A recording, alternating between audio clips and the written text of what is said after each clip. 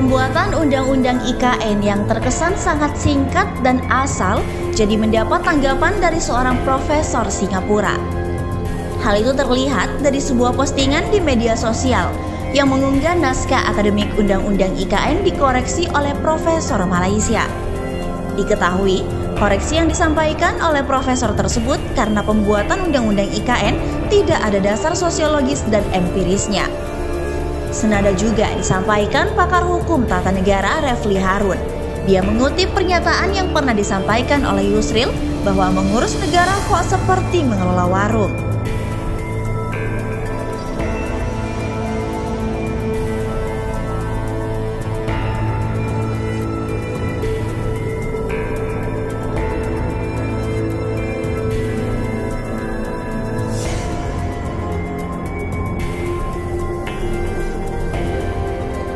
Dilansir dari demokrasi.id, viral teks yang diyakini sebagai naskah akademik Ibu Kota Negara atau IKN baru dicoret-coret oleh Associate Professor Nanyang Technological University atau NTU Singapura Profesor Zulfikar Amir. Zulfikar Amir mengatakan, sebagai seorang ahli sosiologi, dirinya merasa tersinggung dengan kualitas naskah akademik yang dibuat untuk sebuah proyek bernilai hampir 500 triliun rupiah. Di mana lebih dari 50%-nya dibiayai oleh APBN. Layaknya seorang dosen pembimbing skripsi, Zulfikar Amir pun mempertanyakan landasan sosiologis hingga fakta empiris dari naskah akademik Ibu Kota Negara itu. Menanggapi hal ini, pakar tata negara Refli Harun pun mengaku setuju dengan pernyataan Zulfikar Amir. Ia menjelaskan, naskah akademik merupakan panduan dalam membentuk undang-undang. Harus bisa menjelaskan landasan sosiologis, landasan yuridis, dan landasan filosofis mengapa ibu kota itu harus pindah. Kata Refli Harun dikutip dari kanal YouTube Refli Harun pada Jumat 21 Januari 2022. Refli Harun juga mempertanyakan referensi dalam penulisan naskah akademik Ibu Kota Negara. Pasalnya, Refli Harun menilai rujukan yang digunakan sudah tua, bahkan yang terbaru terbit pada tahun 2017 silam. Nah, kalau referensinya semua dari asing dan yang terbaru 2017, how come kita bisa mendapatkan argumentasi ilmiah akademik yang meyakinkan bahwa memang perpindahan ibu kota itu perlu dilakukan? Ujarnya, Refli Harun menilai cara pemerintah dalam mengelola negara sama seperti mengelola warung.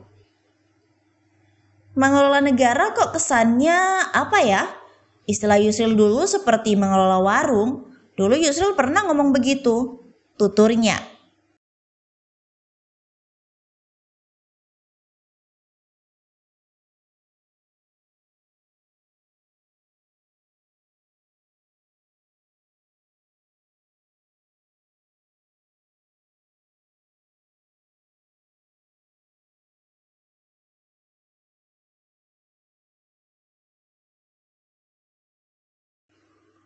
Selain itu, masih diberitakan oleh demokrasi.id, Undang-Undang Ibu Kota Negara atau IKN yang disahkan Dewan Perwakilan Rakyat atau DPR melegalkan tuyul investor kuning dari utara melakukan pencurian di kawasan Penajam Pasir Utara, Kalimantan Timur atau Kaltim.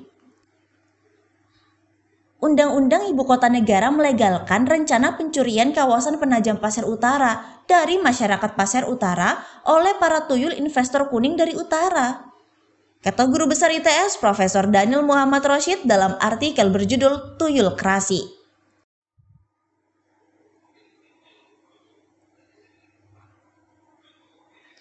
Kata Daniel, pentuyulan ini digerakkan oleh kaum sekuler kiri radikal yang menunggangi kaum nasionalis sebagai useful idiots. Menurut Daniel, serangkaian perubahan pada Undang-Undang 45 menjadi UUD 2002 oleh MPR hasil reformasi dalam proses pencurian kedaulatan rakyat. Aneh bin ajaib, MPR justru menyetujui pencurian kewenangannya sendiri. Mustahil ini terjadi.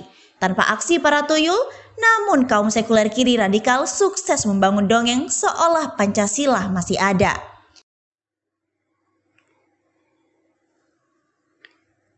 Lagi-lagi menggunakan kaum sekuler nasionalis sebagai useful idiots.